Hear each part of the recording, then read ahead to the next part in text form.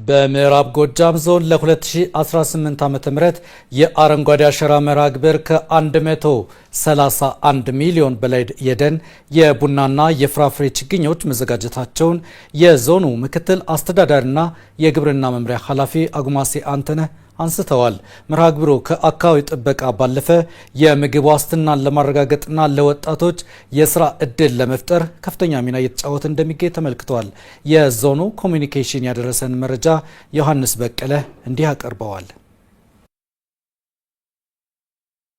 የአረንጓዴ አሻራ መርሃ ግብር ኢትዮጵያን የማልበስ ግብን ሰንቆ መጀመሩ ይታወቃል። ይህ መርሃ ግብር ከአካባቢ ጥበቃ ባለፈም የሕዝብን ገቢ በማሳደግና ለወጣቶች ሰፊ የስራ ዕድል በመፍጠር ረገድ ተጨባጭ ውጤቶችን እያመጣ ይገኛል። በምዕራብ ጎጃም ዞን በጃቢ ጠህናን ወረዳ የሚገኙ ወጣቶች የተሻሻሉ የአቮካዶና የማንጎ ዝርያዎችን በማላመድ ስራ ላይ ተሰማርተው ይገኛሉ። እነዚህ ወጣቶች ከችግኝ ጣቢያው በሚያገኙት ገቢ ቤተሰቦቻቸውን ከመደገፍ ባለፈ ያገኙትን የሙያ ክህሎት በመጠቀም በተለያዩ አካባቢዎች ተጨማሪ ገቢ እያመነጩ መሆኑን ይናገራሉ። እኔ እዚህ ሙያ የገባሁበት ሰዓት ተማሪ እያለሁ ነው ጎን ለጎን ስሰራ ነበር። ሙያዊው በጣም ጥቅም አለው።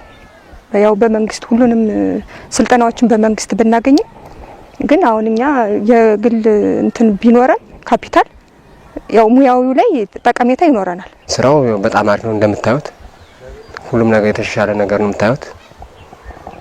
ያው አቮካዶም ማንጎም በተመሳሳይ እንደተባለው በጣም አሪፍ ነው።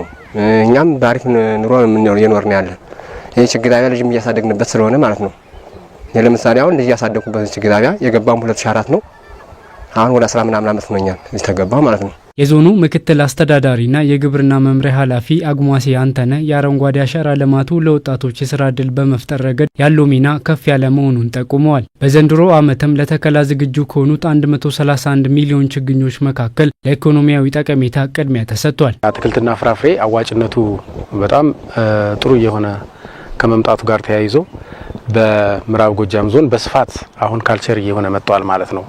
መንግስትም በቅርብ በወሰደው ኮሚትመንት በተለይ ይሄ የአትክልትና ፍራፍሬ የቆላ ተክሎችና ቡናን ጨምሮ በስፋት በዞናችን ውስጥ እየተባዛ ይገኛል። በዞኑ በዘንድሮ ዓመት ከ2.4 ሚሊዮን በላይ የቡናና ፍራፍሬ ችግኞች ተዘጋጅተዋል። በተለይም በቡሬ ዙሪያና በጃቢ ጠህናን ወረዳዎች ከ200 ሄክታር መሬት በላይ የአቮካዶና የቡና ልማት በክላስተር ለማከናወን የጂፒኤስ ልኬትና የጉድጓድ ቁፋሮ ስራዎች በስፋት እየተከናወኑ ይገኛሉ። በስፋት በዚህ ዓመት ኤክሰርሳይዝ የምናደርጋቸው የኮሞዲቲ ለይተናል። የአቮካዶ ቡናና ማንጎ በጃቢ ጠህናን ቡሬና ደንበጫ ይሄ የዋና ክላስተር አድርገን ይዘን እየሰራንበት ነው ያለው ማለት ነው። ቡናም በተመሳሳይ ጃቢ ጠህናን ቡሬንና ደንበጫን ማዕከል አድርገን እየሰራ እንገኛለን።